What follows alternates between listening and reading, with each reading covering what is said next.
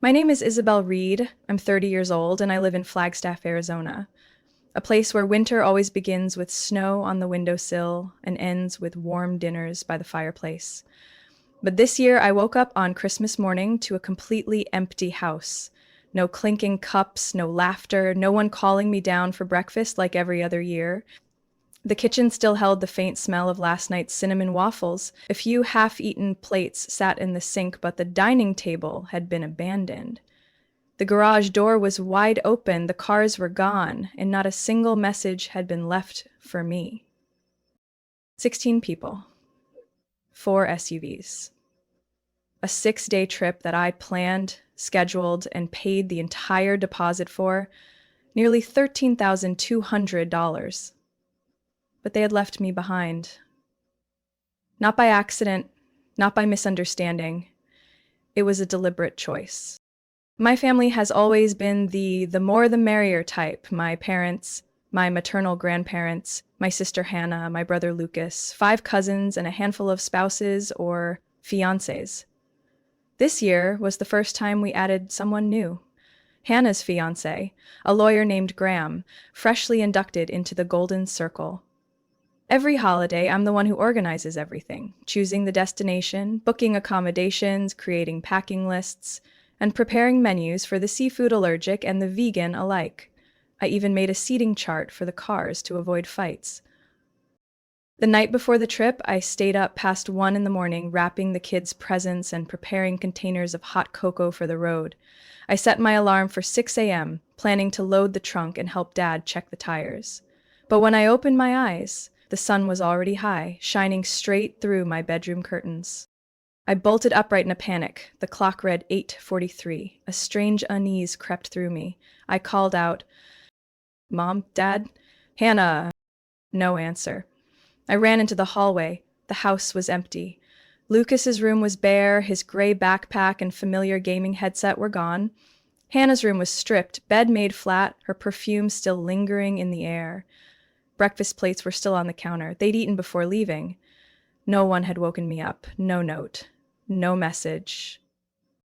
I rushed to the front door. On the wide driveway, only my crossover remained. The 3 SUVs and my grandparents' car were all gone. I stood barefoot in the freezing December air, unable to believe my eyes. I called my mother. She picked up after the 3rd ring. "Isabel? You're up?" Her voice light, as if nothing was wrong. "We thought you were riding with the kids." I'm still at home. Everyone's already left?" A pause. Then I heard her cover the phone, whispering something to someone beside her. Her voice came back, more hesitant. "Oh, must have been a mix-up. Everyone thought you were in Ethan's car with the cousins." "No one double-checked?" I said through clenched teeth. "I told you all we needed a head count before leaving." Things were chaotic this morning. Everyone was in a rush. You know how it is. "Don't be upset. You can fly out later. We'll arrange someone to pick you up." I didn't respond. My mind was spinning. The cold outside couldn't match the chill in my chest. I hung up, ran back to my room, grabbed my phone. No messages from the family group chat. But when I opened social media, I saw Hannah had posted photos from a rest stop, everyone smiling wide, sandwiches in hand. The caption read, "Christmas has begun. 14 people, 4 cars, 1 unforgettable trip." 14 people. Add Grandma, Grandpa, and Graham. That's 17. Minus me. I wasn't in the photo, I wasn't on the trip, and I was no longer a part of that family. They may have forgotten to wake me up on Christmas morning, but they never forgot to call me when something needed cleaning up. I used to think it was just the role of the mature one among the chaos, but looking back, I was more like an unpaid employee than a real member of the family. From the time I was 16 until now, at 30, I was the one holding holiday gatherings together. When Lucas threw a tantrum and threatened to cancel Thanksgiving over mashed potatoes missing cheese, I remade the entire batch. When Grandpa and Dad fought over property disputes, I spent hours separating their words to resolve the conflict. And when Hannah had her breakdown because Graham disappeared for 3 months without a word and then came back with a ring, I sat beside her on the living room floor and said, "You don't have to say yes if you're not ready." The next day, she accepted the proposal. At the engagement party, she thanked my best friend Abby for always being there. I was sitting in the front row, not a glance, not a mention. Those moments used to hurt. Now they wake me up. I remember my 26th birthday. Dinner was strangely quiet. No cake, no balloons. Hannah said, "Everyone's really busy this year, sorry." But 1 week later, the entire family threw a grand birthday party for Lucas at his favorite Italian restaurant, with 18 guests and a cake that read, "To the most amazing young man." And me? I was the one who's always fine, the independent one. Don't worry about Isabel. She knows how to take care of herself. They were wrong. Knowing how to take care of yourself doesn't mean you don't need to be loved. One summer, I got sick. Fever spiked to 104 degrees, but I still sat at my computer rewriting the entire family camping itinerary because Aunt Clara accidentally booked a spot in Texas instead of Colorado. No one asked how I was feeling, just a text from Mom. "Did you fix it yet? Everyone's waiting to book their tickets." I can't recall the last time someone asked, "Are you okay?" But I can recall every time I quietly dipped into my savings to reserve cabins, buy theme park tickets for the kids, or pay for the group's dinner, because Uncle Martin's card didn't go through. And when I asked Dad for help with my aging Cocker Spaniel Finn's vet bill, my dog, since college, he just said, "Pets are the owner's responsibility." Right, but apparently I've been raising an entire family that refuses to take responsibility for themselves. I thought about last year when I took 3 days off work just to help Mom care for Grandpa in the ICU. Hannah never showed up, not once. But at the funeral, she held the mic and told heartwarming stories of fishing with Grandpa as if they were hers. After the service, I packed the memorial boxes, organized leftover food, and made sure relatives got home. She was called Grandpa's shining granddaughter. I used to think that if I stayed patient and kept giving, they'd one day recognize my worth. But when I saw that photo 14 people grinning from ear to ear on a trip I'd meticulously planned, paid for from my own account, with custom meal lists for vegans and kids with nut allergies, every illusion I held shattered. I wasn't invisible. I was being treated that way by people who had grown too comfortable with me always being the one to carry the load, smooth over the cracks, and quietly accept less. That's when I realized I'd spent my whole life serving a table I'd never been truly invited to sit at. I used to think I knew exactly how this family worked. Everything seemed spontaneous, but ran like a well-oiled machine. I planned, they enjoyed, and any problems were pinned on me. But I never imagined they were capable of organizing an actual scheme. About an hour after realizing I'd been left behind, I opened my laptop to search for flights to Aspen, still trying to believe something could be salvaged. But as soon as I logged into iMessage through iCloud, a sync window popped up. One unfamiliar folder stood out. Famtrip D23_backup. I knew this account had once been used to store family photos, birthday videos, and shared shopping lists, but Hannah had always been careless with her backup everything setting. And this time, she accidentally left something they never meant for me to see. I opened the messages. My hand trembled as the first line appeared. Lucas. "So it's settled. Leave at 7 a.m. Don't let her find out beforehand." Hannah. "Already told Mom." She's still hesitant, but I reassured her. "Isabel will think it's just a small hiccup. Graham, as long as we can still use the reservation, who cares? Canceling would ruin the whole vacation." Uncle Martin. "I don't want to hear one more complaint about schedules or side dishes this Christmas." I kept scrolling. A longer message came from my cousin Lily. "Lily, but who's bringing the check-in confirmation code?" Hannah. "Seriously? It gets sent to Isabel's email. We'll print it out early and destroy all the copies. She won't dare call the resort." Lucas. "Exactly. If she finds out she's been left behind, she'll make a scene."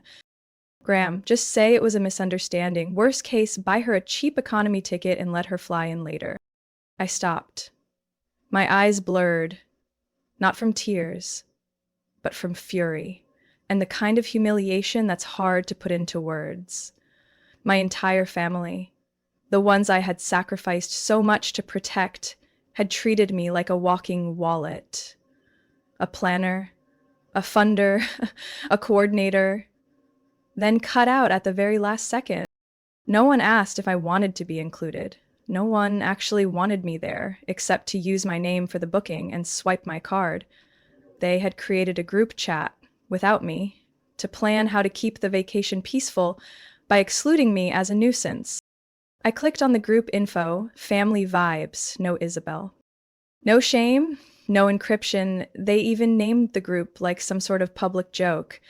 In it, Hannah, Lucas, my parents, Ronald and Judith, Aunt Clara, Uncle Martin, Lily and her husband, and Graham. I scrolled down to the day they decided to cut me out. A message from Hannah, sent at 11:48 p.m., exactly 1 week ago. Hannah, I know it'll hurt, but it's necessary. Isabel is too rigid. She turns every vacation into a PowerPoint presentation. I don't want to feel like I'm attending a board meeting this year. Lucas, agreed. We all need to relax. No more being bossed around by Ms. Control Freak. Aunt Clara, I love her, but she doesn't know when to stop. Last year, she snapped at Mike just for calling her a chronically single auntie. It was just a joke. Graham, let's be real. We all know Isabel never actually pushes back. She'll forgive, like always. That line, that was exactly what they believed. That I would swallow it, accept it, fix it again. That I'd stay quiet for the sake of harmony. I closed the laptop. My whole body felt frozen, like every cell had just been slapped at once. But in that silence, a sound began to form. The sound of a decision. I wasn't going to save this trip. I wouldn't email them to remind them that the check-in code could still be revoked. And I sure as hell wouldn't hop on an economy flight just to sit in the corner of a dinner table like some uninvited guest. I grabbed a pen and paper and wrote down every name from that group chat. Then I marked 3. Lucas, Hannah, and Graham, the 3 ringleaders. I used to think I'd scream in their faces if I were ever betrayed like this, that I'd call each of them out, confront every cruel word they typed in that group chat, but sitting alone on the living room floor, weak light streaming through a snow-covered window, all I felt was emptiness. Not a single scream came out, only silence, sharp, merciless. I reopened the booking email for Everpine Ridge Resort, the Colorado getaway I had prepaid $13,200 for, using my personal card, 6 cabins, a cozy Christmas dinner, a custom menu, ski passes for the kids, a list I had spent 3 sleepless nights perfecting. I clicked Cancel Reservation. A pop-up appeared, no refunds within 72 hours, but I didn't back down. I called the number listed in the confirmation email. Everpine Ridge, this is Monica speaking. How can I assist you? Hi, this is Isabel Reed. I'm the primary on booking number EP 1190. I need to cancel the entire reservation, effective immediately. Monica hesitated. Historically, due to our peak season policy, we typically don't allow. My family deliberately used my card and then excluded me from this trip. They'll arrive tomorrow morning using check-in codes printed from my email. But I'm the one who paid, and I want it canceled. I'm willing to verify my identity and accept any processing fees. A few seconds of silence, then the sound of keys clicking, and a soft exhale. I'll transfer you to my supervisor. Please hold. 13 minutes of waiting felt like reliving all 30 years with them. But then a male voice came on, calm, courteous, and more empathetic than I'd expected. This is Patrick, Senior Reservations Supervisor. We've verified your payment details and, after reviewing the call, we've decided to issue a full refund to the original card within 3 to 5 business days. I clutched the phone. Thank you. One more thing. They're arriving tomorrow morning. Please just inform them that the booking holder has canceled everything. No further explanation needed. Patrick paused, then responded gently. We'll handle it professionally, and wishing you a peaceful holiday, even if it's not the usual kind. I hung up. It felt like pulling the pin from a grenade, but not to hurt anyone, to free myself from the bomb I'd been holding onto for far too long. 7 p.m. I reopened a tab I'd bookmarked months ago. Yoga and meditation retreat in Chiang Mai, Thailand. 1 week in a bamboo forest. No social media, no blinking lights, no one asking, "So, when are you settling down?" The round trip ticket cost the exact amount I had mentally set aside in case my family refused to reimburse me, like every other year. I clicked book now. The flight would depart from Phoenix at 9:20 p.m. the next day, layover in Seoul, then straight to Chiang Mai. I didn't tell anyone, didn't post anything online, didn't leave a passive-aggressive message, just quietly packed. Only essentials: passport, yoga gear, a few books, and one letter I left on the kitchen counter, pinned under a sticky note that read, "Don't call me if the only time you remember me is when you need something." Before bed, I did one last thing. I scheduled an automatic email to everyone in the Family Vibes Know Isabel group chat. Attached was the cancellation receipt, confirmation of the refund, and one final message. I wasn't forgotten, I was excluded. And this time, I'm choosing to exclude myself from a family that only remembers me when there's a bill to be paid. The next morning, just as the sun rose over the snow-covered peaks of San Francisco Mountain, I locked my front door, wheeled my suitcase to the car, and didn't look back. I was no longer Isabel, the unpaid executive assistant in a festive apron. I was sitting at a small garden cafe inside Incheon International Airport, holding a warm cup of ginger tea, when my phone started buzzing non-stop. Not a single ringtone. I had turned on Do Not Disturb mode the night before, but notifications still popped up clearly across the lock screen. Mom is calling. 6 missed calls. Mucus, what the hell are you doing? Hannah, I can't believe you're acting like a child. Graham, so disappointed. Aunt Clara, we're all standing in the snowy parking lot. Explain, now. I gave a dry laugh. The flight to Chiang Mai was taking off in 3 hours. Meanwhile, those who had printed room codes from my email, confident they could enjoy the vacation under my name, had just been denied check-in by a clever front desk agent who simply said, "I'm sorry, but the reservation holder canceled everything and received a refund." A few minutes later, an email came in. Attached was a screenshot of the group Family Vibes Know Isabel, forwarded from the cloud backup account I still had access to. I had scheduled it to send automatically at exactly 8 a.m., right after I got the notification from the airline that my flight was confirmed to be on time. I opened a message from Mom.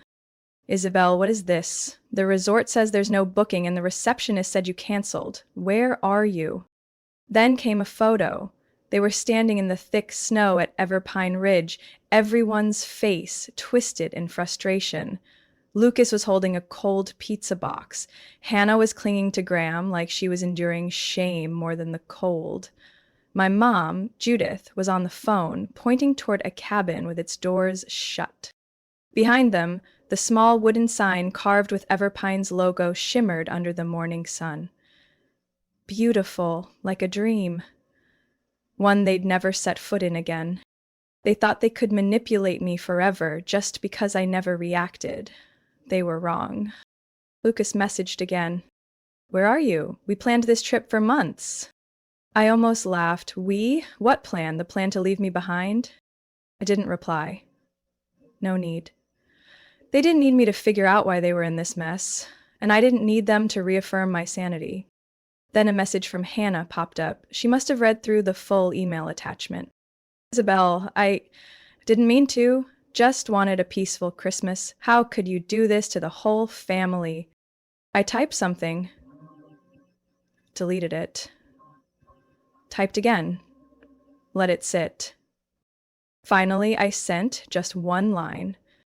"This is my first truly peaceful Christmas. No blame, no tears, no negotiation." 10 minutes later, Graham called. I still didn't pick up.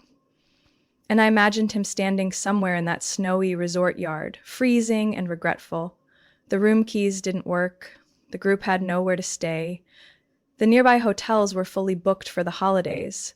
The people who once saw me as a convenient family assistant now had to face a simple truth. Darkness doesn't stay around forever to absorb every mess they create. Last time I checked the home security app, I saw my dad, Ronald, storming into the garage, clearly fuming. But the front door wouldn't open. I had changed the locks the morning before I left. Beneath the doorknob was a printed note, handwritten in red ink. If I'm not welcome today, then don't expect a place tomorrow. I pictured them arguing in frustration at the resort, then driving back to Flagstaff in defeat. Back to the house they've long treated as their own, even though the deed is in my name, the sole heir from Grandma. They've never paid a cent in property taxes or maintenance.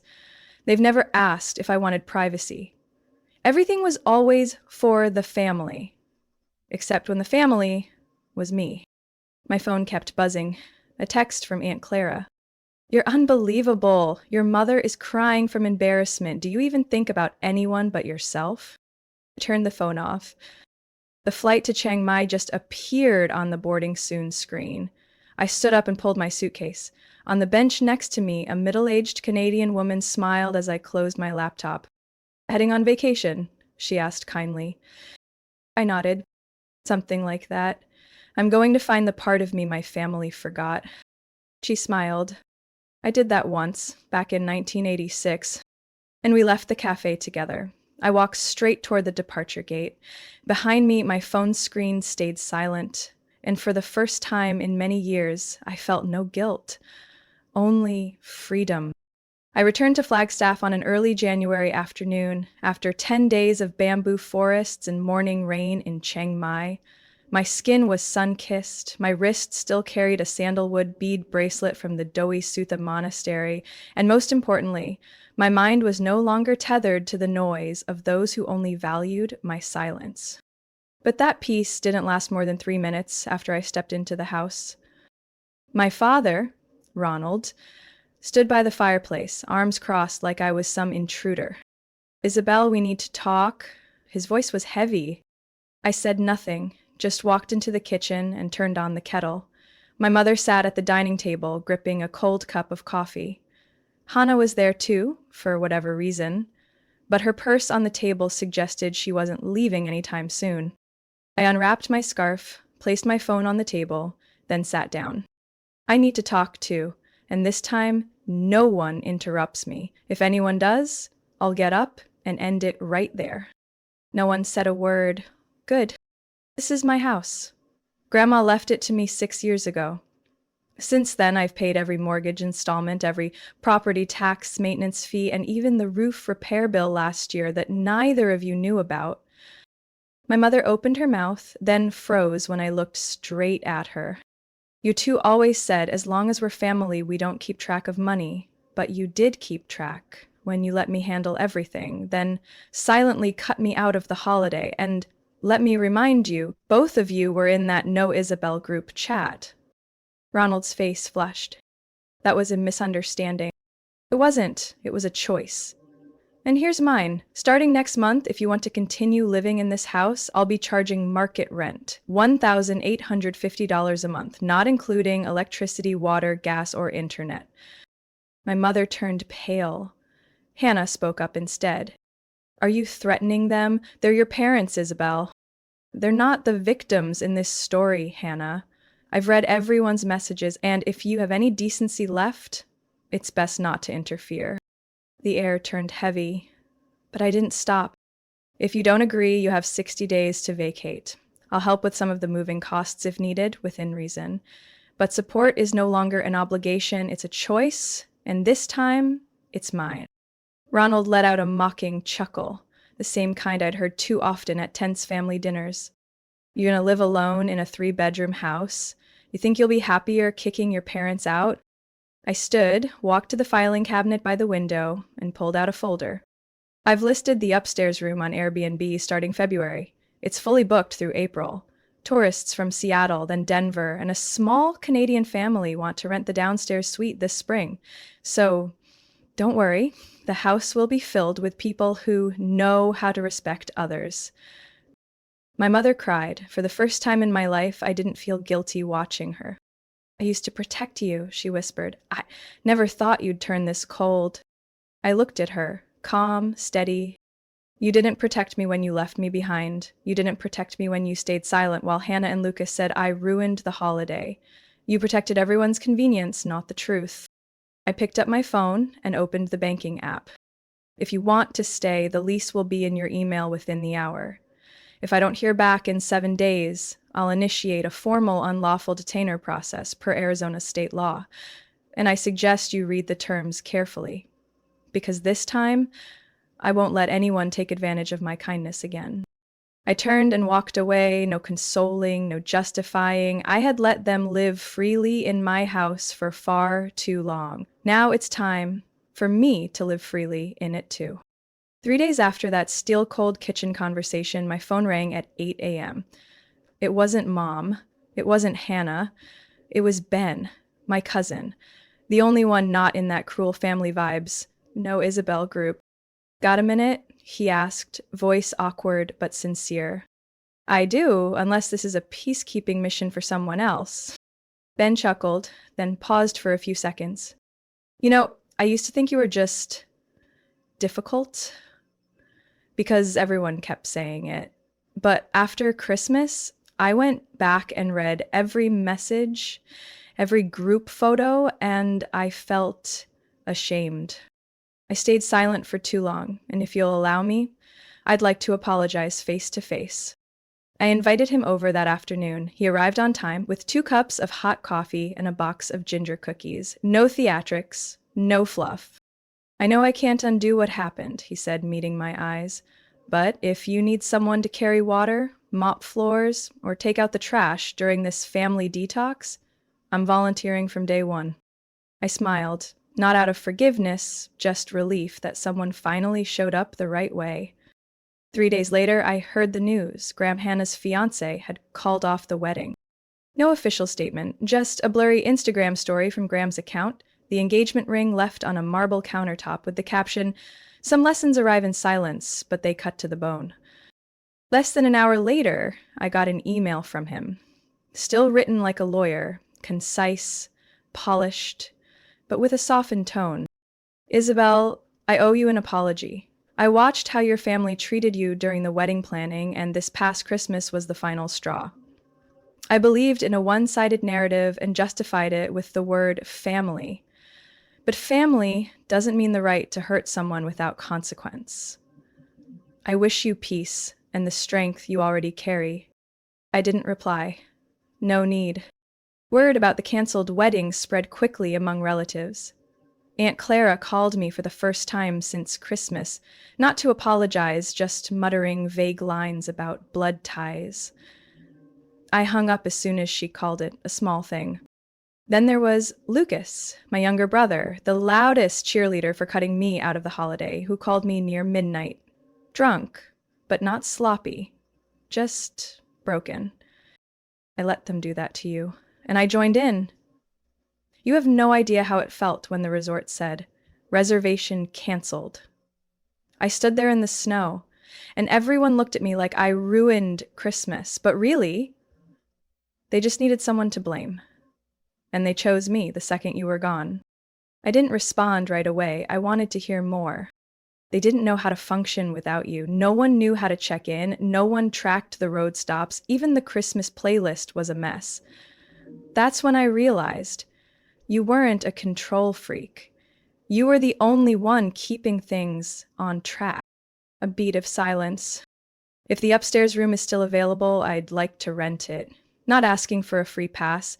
I'll pay my way. But more than that, I want to relearn how to be a brother to a sister I never really understood.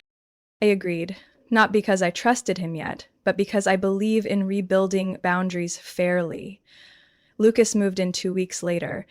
We didn't have dinner together every night, but some mornings I'd find coffee made for me before he left for work. Small, but a beginning. Hannah never called, never texted, but a plain envelope showed up in my mailbox. No sender name. Inside was a photo of us at age 9, hugging and laughing in the backyard bushes. On the back, written in pencil, maybe we forgot where we started, but I remember we used to be friends. I wasn't sure if it was an apology, but it didn't upset me. It only made me realize The past can't be erased, but it can be re-seen through a different lens. And that lens has to come from them. I don't need everyone to come back. I only need the ones who step forward with genuine kindness. No flowers, no cookies, no excuses, just footsteps, slow but honest. Spring always arrives late in Flagstaff, but this year, as the snow melted off the roof tiles and the maple trees sprouted their first green buds, I felt something shifting. Not just outside the window, but inside me. I was no longer the Isabel from last Christmas, the one who bent over backward to please everyone, only to be left behind like forgotten luggage in a car trunk. Now, I stepped into each day with a new clarity. I got to choose who enters my life and who doesn't. I started with the simplest step, cutting off the invisible financial cords that used to tie me to the whole family. I canceled all the secondary credit cards my mom used to grab a few things for the house. I revoked access to the Netflix, Amazon, and Disney Plus accounts I'd been paying for, just to hear, well, she's already paying, might as well use it. I rewrote my entire personal budget. Before, family expenses took up nearly 20% of my monthly income. Now, I invested in a Tuesday evening photography class, a weekend meditation yoga course, and a private travel savings fund named For Isabel Only. I adjusted the house too. The downstairs, once treated by my parents as their default space, became a part-time Airbnb for international guests. I repainted the walls a deep olive, changed the curtains, and planted a row of lavender by the window.